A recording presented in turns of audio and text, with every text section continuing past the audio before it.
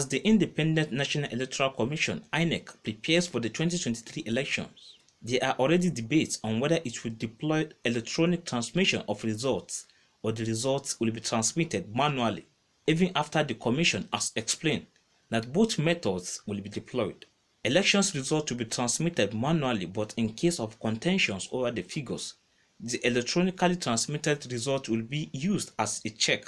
Those who seem to profit from the weakness of the manual transmission are pushing the narrative that the law provides for manual transmission of election results. Well, I believe it's a welcome development. Even in the 2019 elections, the Electoral Act was amended but was not assented to by the President. That was what thwarted the issue of electronic transmission of results. So you see, the whole world is progressing. The digitalization and ICT has taken over.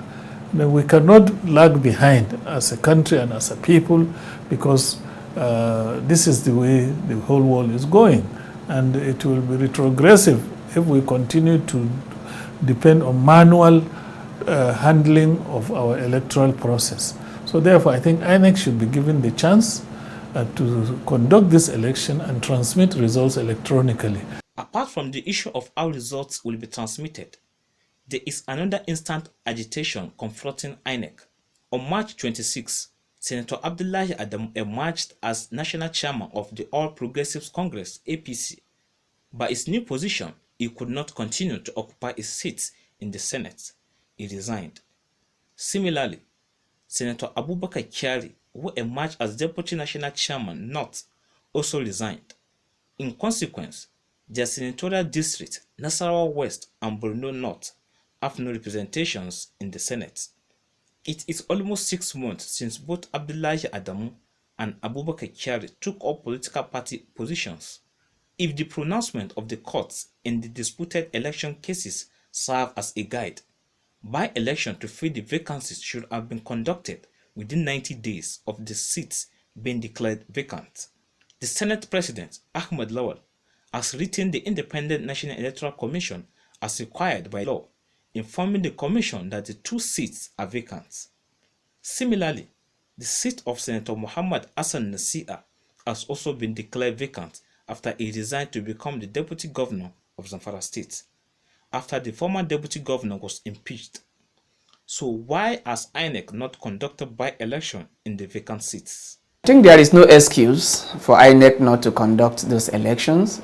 And I don't think it's financially related. They just conducted election for Osun State, and they conducted election for Ekiti State. These are all midterm elections or off-season elections. And they are also aware, they've been informed from what I gathered, the Senate President had already communicated to them. And they have 90 days when such messages are passed across for them to conduct the election. So INEC has not come back to tell us that they are not able to conduct the election due to funding constraints. So I don't think the issue is funding.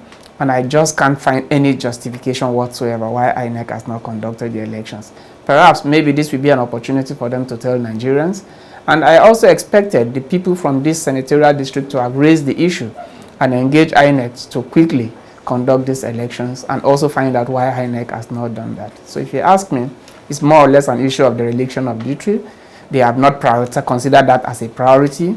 While they are preparing for the general elections, 2023 general election, they need to also take this as a priority. Because it's a constitutional requirement. When the Constitution stipulates an action to be taken by any agency, it is mandatory. It's not about whether INEC has any option. They have to conduct the election, but when and how they conduct the election, they will give us the reasons why they have delayed.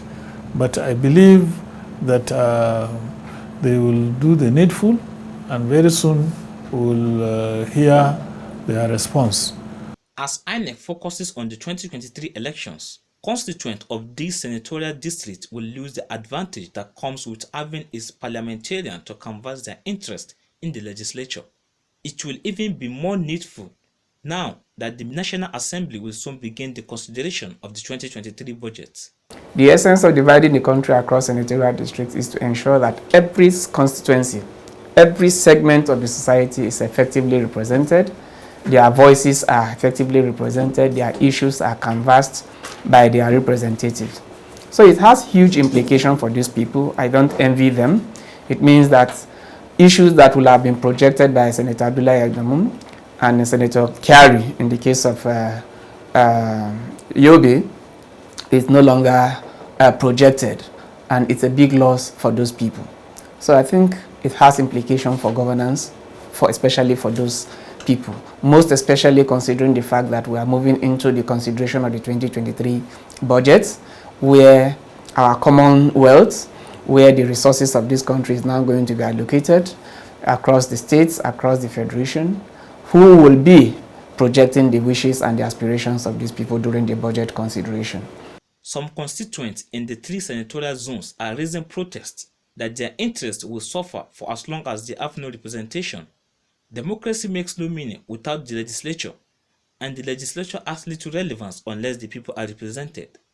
INEC will be giving full meaning to Nigerians' democracy if it ensures that no Nigerians are not represented in the People's Hallowed Chamber, the National Assembly. In Abuja, Nasir Usman for Signature Show.